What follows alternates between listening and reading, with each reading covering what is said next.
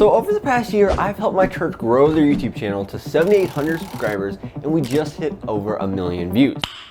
Nice. And in this video, I wanted to share 5 lessons that I wish I would have known when starting on YouTube. So hopefully you can learn these lessons faster than I did. Starting with number 1. So when we were thinking about starting a channel, I knew that we had one main problem, and that's that I love to learn about YouTube. I would go on YouTube and watch videos about how to come up with better ideas, how to make the best thumbnails, and how to edit your videos so people keep watching, all before actually making any video. And it sounded good in my head. I'm like, if I learn all this information before we start, it'll be that much better when we do start. So knowing all that, here's what happened when we finally said we have enough information, let's actually get started. We made our first videos, and even with all that information beforehand, they still weren't perfect. Who would have thought? And actually, I probably learned more just by making that first video. So if you're that person that is on the fence about starting a YouTube channel now because you don't have enough information or you don't feel like you're ready, that is actually the best time to start. Because fast forward a year, you're gonna wish that you started right now. So that's the first lesson. Don't wait until everything is perfect, start now.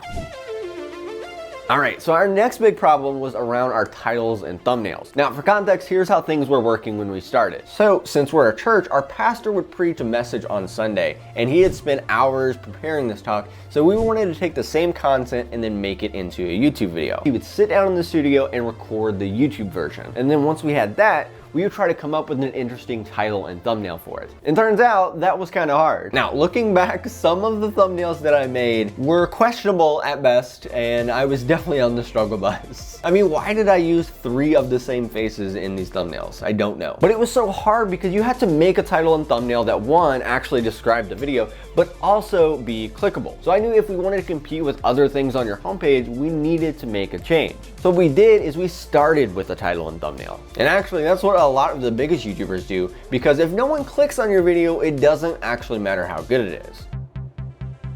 All right, now let me tell you one of the hardest parts about growing the church's YouTube channel. So I recently went back and looked at our analytics of when we started. So we were uploading a video a week, every week for about 5 months straight, and we were not seeing a whole lot of growth.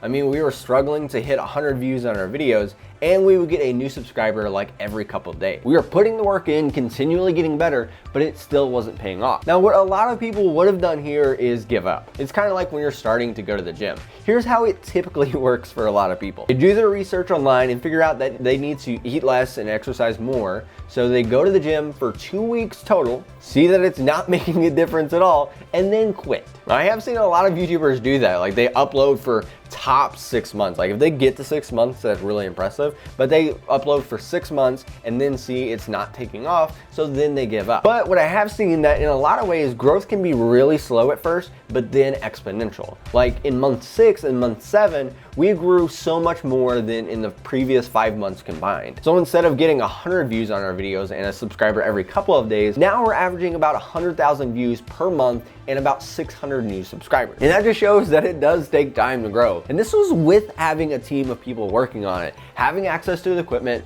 knowing how to edit YouTube videos, and all the rest. But for a lot of YouTubers, it takes years of consistent effort before they start to see that real growth.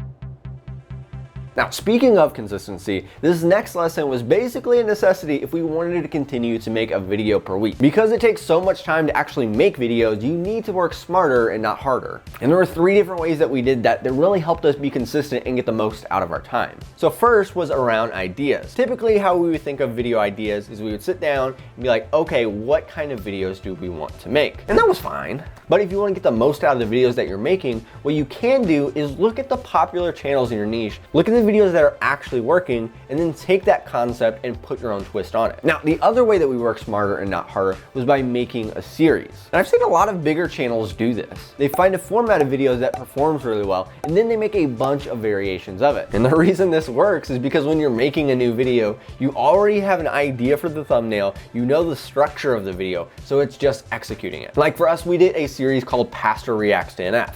So our lead pastor and our next gen pastor would sit down in the studio and they would react to songs by the rapper NF.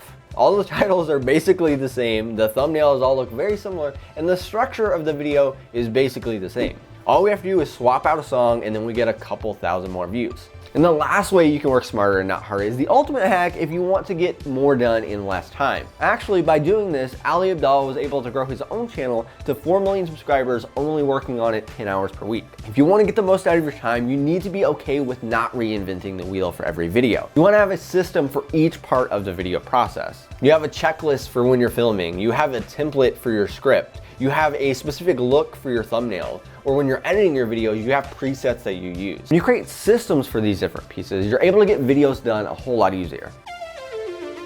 Now, this last reason is probably the one that has made the biggest difference in growing our channel. So there were 2 videos that really started our growth. They were these 2. They got 235,000 views and 130,000 views. Now, the crazy thing is, these weren't any harder to make than our average weekly videos. In fact, the NF video from start to finish took about an hour to make. So how is it that these got 1,000 times more views than our average video? Well, I learned that when it comes to the amount of views that your video gets, one of the most important things is the idea. You can have an okay idea with really good editing, really good pacing and everything else, but if the idea is just okay, it's not gonna get a lot of views. So if I was starting over, I would definitely focus on getting the best ideas possible. And I found that the highest performing videos usually fall into one of 3 categories. High effort, meaning you put a lot of work into the video. Trending, so it's about a popular topic or something that happened in the news. Or 3, it's remarkable, meaning it's different and unexpected to the point where people have to watch it. Now, if you wanna go more in depth on these 3 kinds of videos, you can watch this video that I made.